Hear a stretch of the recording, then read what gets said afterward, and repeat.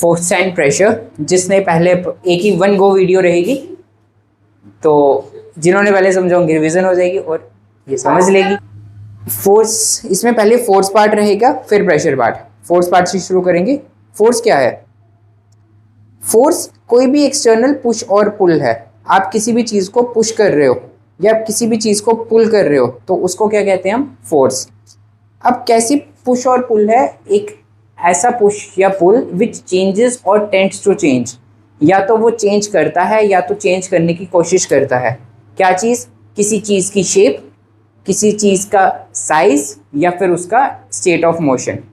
Late से ये pen यहाँ पे रेस्ट पे है, मैंने फोर्स लगाई, ये मूव होने लगा, तो इसने क्या किया? इसका मोशन चेंज किया, रेस्ट से मूवमेंट में ले आया, मोशन में ले आया, तो ये जो लगाया ये क्या है? एक फोर्स। ये पेन है, मैंने ऐसे किया, ये टूट गया, इसका शेप चेंज हो गया, साइज बड़ा था साइज छोटा हो गया, तो वो जो मैं लगाई वो चीज़ क्या है? फोर्स। आपकी पानी की बोतल है, आप उसको दबाते हो ऐसे स्क्वीज हो जाती है, स्क्वीज हुई, उसकी शेप चेंज हुई, तो ये क्या है? फोर्स। ये हो गया जहाँ पे चेंजेस हो रहे हैं। अब कुछ ऐसी चीज़ें हैं जहाँ पे चेंजेस नहीं होते। लेट से मैं यहाँ पे इस दीवार पे पुश करूँगा तो क्या ये मूव होगी? नहीं होगी, लेकिन मैंने मूव करने की कोशिश की, है ना, तो ये चीज़ क्या है? फोर्स। इसलिए फोर्स की डेफिनेशन में लिखते हैं या तो वो चेंज करता है या चेंज करने की कोशिश करता है। तो इसकी अगर डेफिनेशन दें हम, कुछ ऐसी रहेगी, फोर्स इज अ पुश और पुल एक्सटर्नल,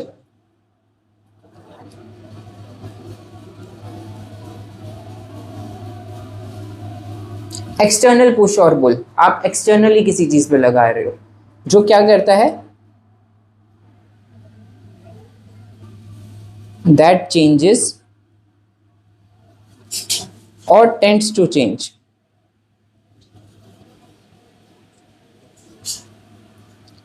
जो चेंज करता है या चेंज करने की कोशिश करता है, क्या? किसी चीज का साइज, शेप या उसका स्टेट ऑफ मोशन। ये समझ आया फोर्स क्या होता है? देखो जैसे ये पुलिंग इज अ फोर्स, ये इसको पुल कर रही है, कहाँ जाऊं मैं? हाँ, ये इसको पुल कर रही है अपनी तरफ, तो वो क्या? फोर्स हो गई। पुश कर रहे हो आप, पुश कर रहे हो किसी चीज को, तो वो भी क्या है? फोर्स है। ठीक है,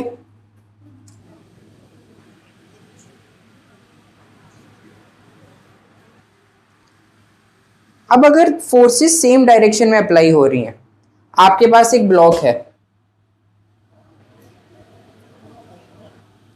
इस पे इस डायरेक्शन में दो फोर्स अप्लाई हो रही हैं, एक ही डायरेक्शन में अलग अलग फोर्सेस अप्लाई हो रही हैं, तो रिजल्टेंट फोर्स क्या होगी?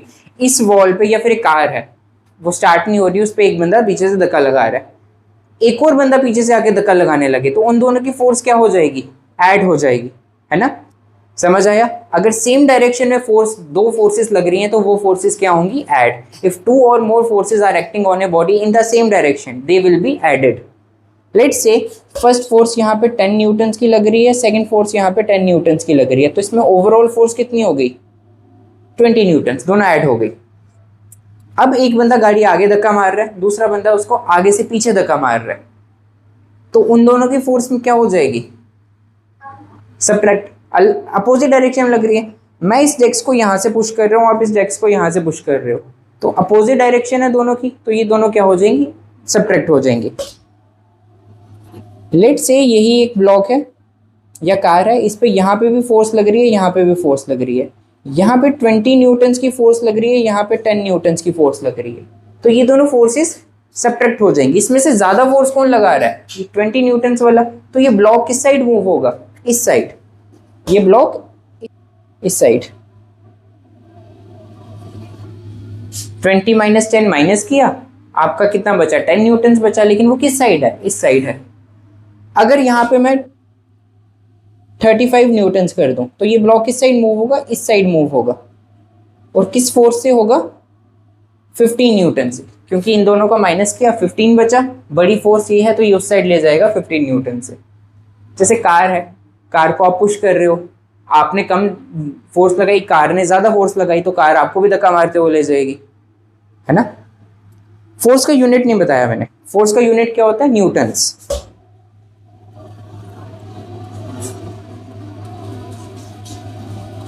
फोर्स का यूनिट क्या होता है? न्यूटन्स। न्यूटन्स को शॉर्ट में कैसे लिखते हैं हम? एन। ये है फोर्स का SI unit.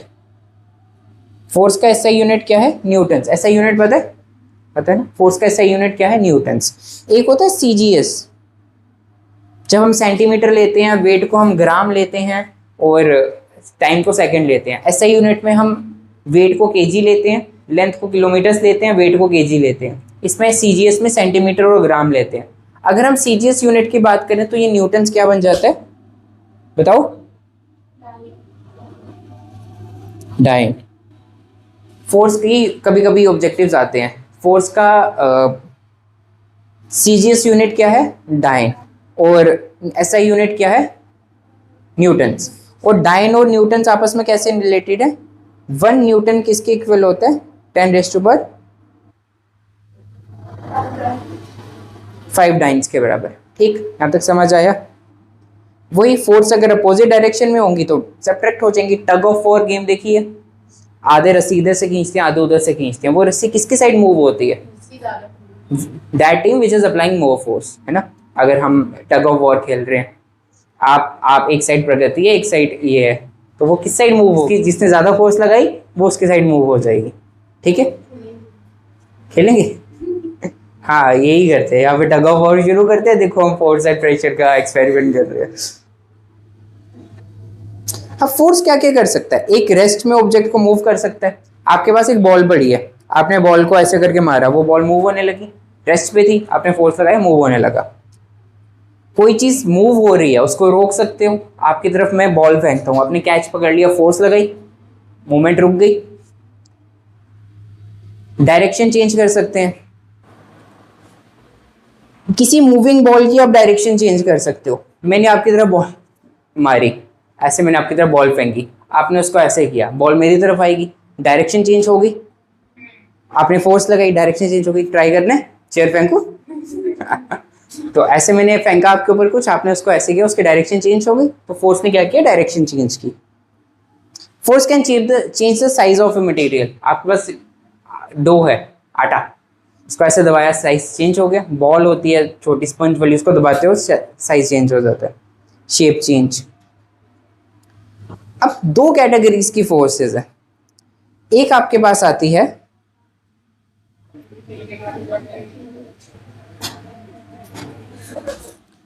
Contact forces and non contact forces. अब मुझे बताओ कॉन्टैक्ट का मतलब क्या होता है? टच करना, फिजिकल कॉन्टैक्ट, है ना? ये मैं इसको टच कर रहा हूं तो ये कॉन्टैक्ट है। तो कॉन्टैक्ट फोर्सेस कौन सी होगी? वो फोर्सेस टच नहीं कहेंगे, फिजिकल कॉन्टैक्ट। टच मतलब फिजिकल, फिजिकली आप किसी की चीज को टच कर रहे हो। तो कॉन्टैक्ट फोर्सेस कौन सी होगी? वो forces which comes into play when the 2 bodies are physically in contact with each other. ये चेयर है, मुझे इस चेयर को खींचना है। क्या मैं इसको यहां से ऐसे करके कर सकता हूँ? सुबह ओवर्स तो है नहीं, है ना? ऐसे करके मुझे इसको टच करना पड़ेगा, मैं तभी इसको खींच सकता हूँ। मुझे इसको पुश करना है तो मुझे इसको क्या करना पड़ेगा? टच करना पड़ेगा। फ्रिक्शन पता है? 2 बॉडीज जब एक दूसरे के ऊपर मूव, अगला चैप्टर फ्रिक्शन है ना शायद फिजिक्स का। 2 बॉडीज जब एक दूसरे के ऊपर मूव होती हैं तो उनके बीच में फ्रिक्शन प्रोड्यूस होती है।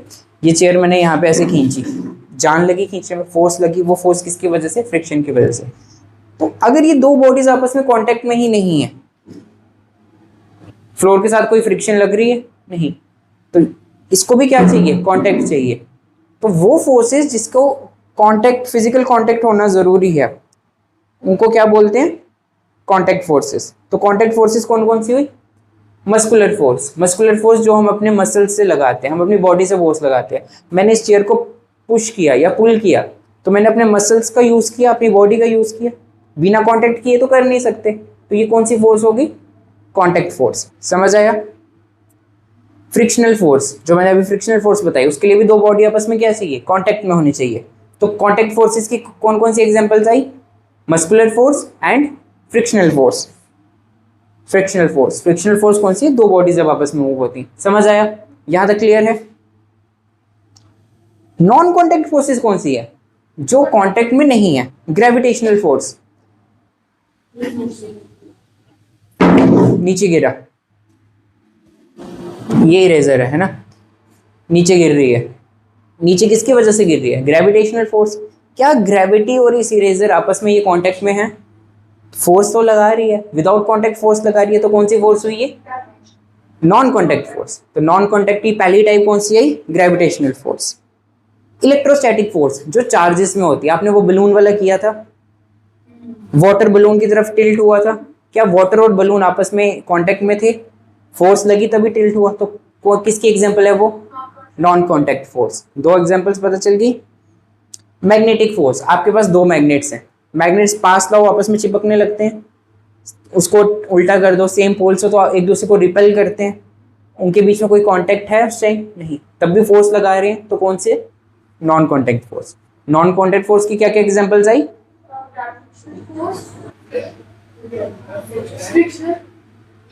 Electrostatic and magnetic. और कांटेक्ट फोर्सेस की? और फ्रिक्शनल। समझ आया यहां तक? क्लियर? ये था आपका मेन फोर्स का पार्ट। फोर्स पार्ट इतना ही है आपके सिलेबस में। यहां तक आपको कुछ पूछना है?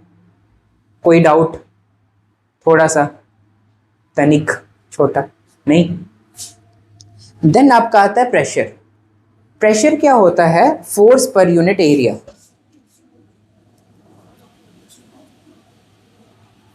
फोर्स पर unit area is called as pressure.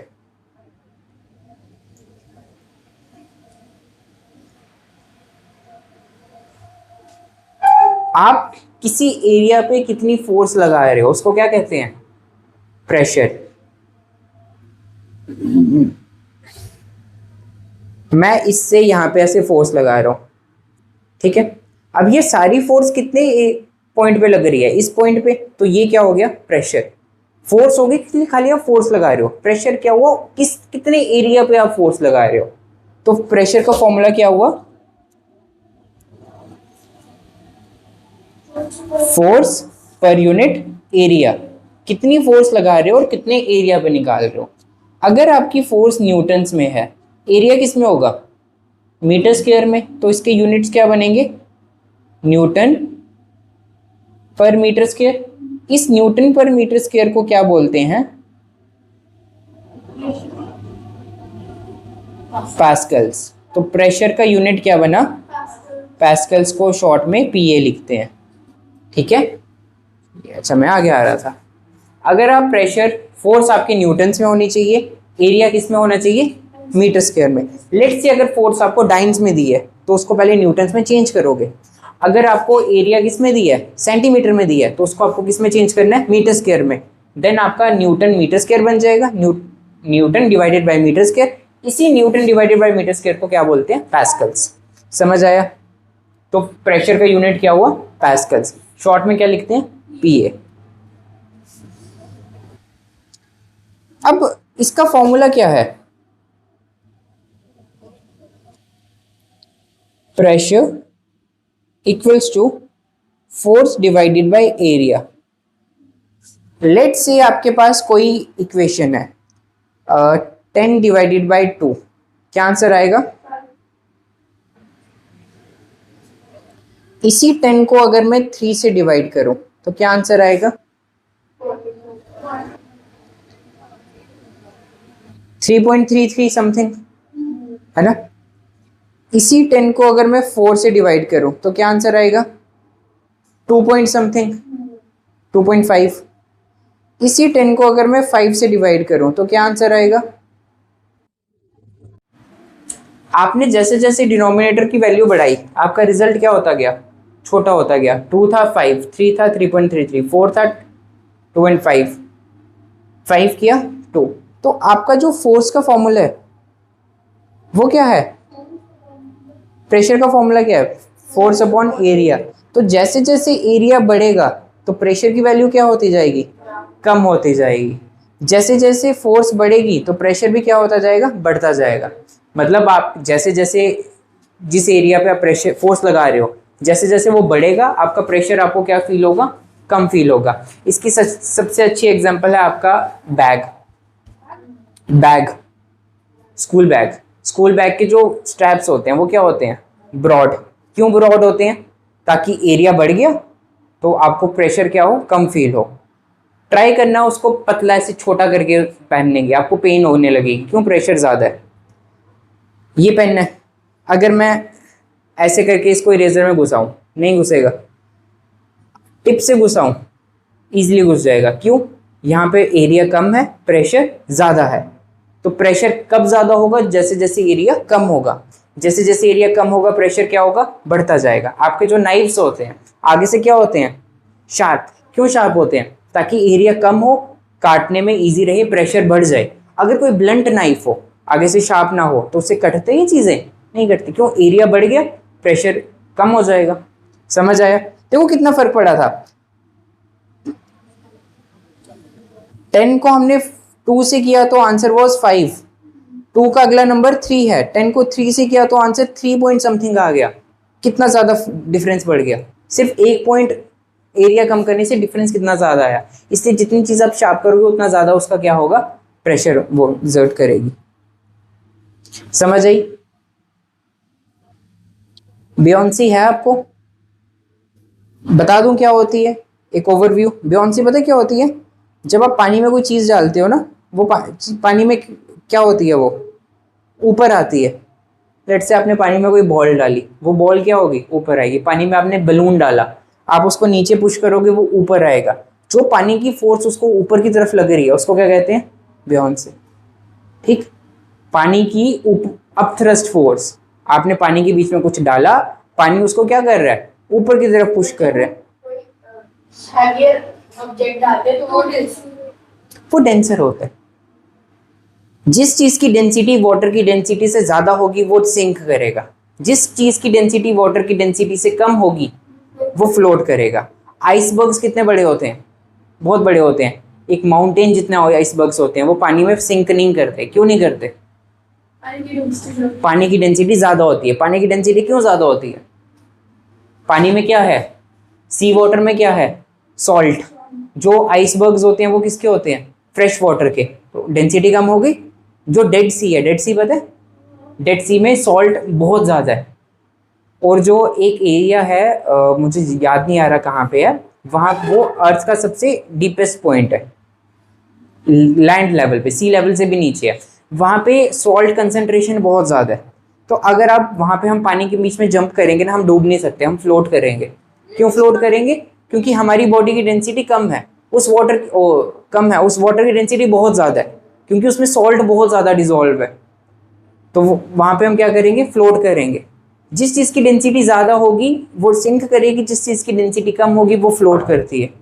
अब इतनी बड़ी बड़ी शिप्स होती हैं, नहीं डूबती, क्यों नहीं डूबती, उनकी डेंसिटी क्या है, कम है, वाटर की डेंसिटी ज़्यादा है,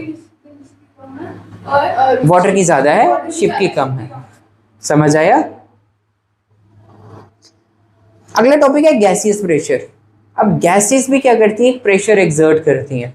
सबसे अच्छी एग्जांपल बलून, फुलाया, आप बलून में हवा भरते हो, वो क्या होता है, एक्सपैंड किसकी वजह से हो रहा है, वो जो अपने मुंह से उसमें हवा एयर इन्फ्लेट कर रहे हो, एयर पुश कर रहे हो, वो उसकी बाउंड्रीज पे क्या कर रही है, प्रेशर लगा रही है, और वो क्या हो रहा है, इन्फ्लेट हो रहा है। तो गैसियस प्रेशर, गैसेस क्या करती हैं,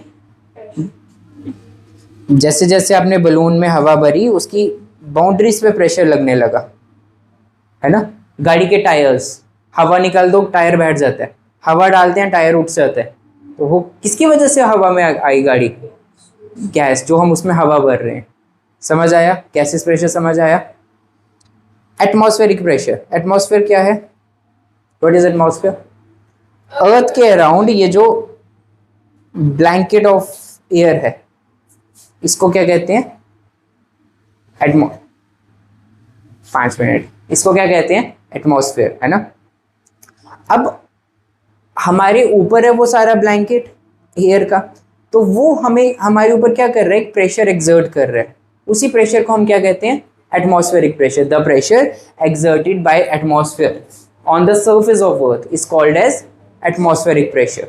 जो एटमॉस्फेयर हमारे ऊपर प्रेशर डाल रहा है उसको क्या कहते हैं, एटमॉस्फेरिक प्रेशर। समझ आया। जैसे जैसे हम हाइट पे जाएंगे, as we go in higher altitudes, वो प्रेशर कम होगा या ज्यादा होगा, कम होगा। क्यों कम होगा, ऑक्सीजन लेवल इसका नहीं है, ये अर्थ की लैब सरफेस है, ठीक है, ये एटमॉस्फेयर है। आप यहाँ पे खड़े हो, आपका दोस्त यहाँ पे खड़ा है, आपके ऊपर कितनी हवा का ब्लैंकेट है, ये सारा आपके ऊपर प्रेजेंट है। आपके फ्रेंड के ऊपर कितना है, कम है। तो प्रेशर किसका कम हुआ, जिसका कम है उसके ऊपर कम फोर्स लग रही है तो प्रेशर कम। आपके ऊपर ज्यादा फोर्स लग रही है, ज्यादा प्रेशर। जिस जैसे हम हायर एल्टीट्यूड, हमें फील नहीं होता क्योंकि we are born in this situation. हम इसी सिचुएशन में हिसाब से, हमारी बॉडी का प्रेशर ज्यादा होता है तभी हम सरवाइव कर रहे हैं। अगर हमारी बॉडी का प्रेशर कम हो तो हम वो फोर्स हमें क्रश कर दे। हाँ, हमारी बॉडी का इंटरनल प्रेशर एटमॉस्फेयर प्रेशर से ज्यादा है। अगर कम हो तो एटमॉस्फेयर हमें क्या कर दे, क्रश कर दे। ठीक है, कैसे क्रश करे, जैसे वो बोतल आहिस्ते आहिस्ते आहिस्ते क्रश हुई थी ना, नहीं उस दिन जो फायर में आहिस्ते आहिस्ते आहिस्ते क्रश होने लगी थी, हम भी ऐसे ऐसे करके आहिस्ते आहिस्ते क्रश हो जाए। ठीक है, एटमॉस्फेयर प्रेशर समझ आया। लास्ट टॉपिक है लिक्विड प्रेशर। लिक्विड प्रेशर क्या होता है, ये कंटेनर है जिसमें कुछ लिक्विड प्रेजेंट है। तो ये लिक्विड यहाँ पे अगर कोई चीज, ये लिक्विड इस जगह पे प्रेशर डालेगा, क्यों, क्योंकि इसके ऊपर ये सारा लिक्विड प्रेजेंट है। तो वो प्रेशर जो किसी लिक्विड की वजह से है उसको क्या कहते हैं, लिक्विड प्रेशर। अब ये लिक्विड इसके वॉल्स पे भी प्रेशर डालेगा कंटेनर्स के, और यहाँ पे अगर कोई चीज प्रेजेंट है इस पे भी प्रेशर डालेगा। The pressure which is exerted by a liquid is called as liquid pressure. सी के अंदर जो डीप सी डाइवर्स होते हैं, जैसे जैसे वो डेप्थ में जाते हैं उनको प्रेशर क्या होता है, जैसे बढ़ता जाता है। क्यों बढ़ता है, जैसे एटमॉस्फेयर है, जैसे जैसे हम हाइट पे जाते हैं प्रेशर कम होता है। हम हाइट से नीचे आएंगे, हमारे ऊपर एटमॉस्फेयर बढ़ता जा रहा है, प्रेशर बढ़ता जाएगा। जैसे जैसे आप सी में नीचे जाओगे आपके ऊपर वाटर बढ़ता जाएगा, आप सी में नीचे जा रहे हो, वाटर क्वांटिटी आपके ऊपर बढ़ती जाएगी तो प्रेशर भी क्या होता जाएगा, बढ़ता जाएगा। जो बहुत ज़्यादा डीप सी डाइवर्स होते हैं उनको सांस लेने में भी प्रॉब्लम होती है, बेशक उनके पास ऑक्सीजन सिलेंडर है। क्यों प्रॉब्लम होती है, क्योंकि बाहर वाटर उनकी बॉडी के ऊपर बहुत ज़्यादा प्रेशर एक्सर्ट कर रहा है। वो एक्सहेल तो कर लेते हैं, जब हम इनहेल करते हैं हम अपनी बॉडी को एक्सपैंड कर रहे हैं ना, हम होती है इनहेल करने में उनको प्रॉब्लम होती है क्योंकि बॉडी एक्सपैंड नहीं होती, बाहर से बहुत प्रेशर लगा रहा है। लेट्स से आपको इसने जोर से दबाया हुआ है, आप सांस छोड़ तो लोगे लेकिन जब आप सांस अंदर लोगे तब आपकी बॉडी एक्सपैंड नहीं हो पाएगी, तो उनको प्रॉब्लम होती है। समझ आया, इसी को क्या कहते हैं हम, लिक्विड प्रेशर। पूछना इसमें से कुछ।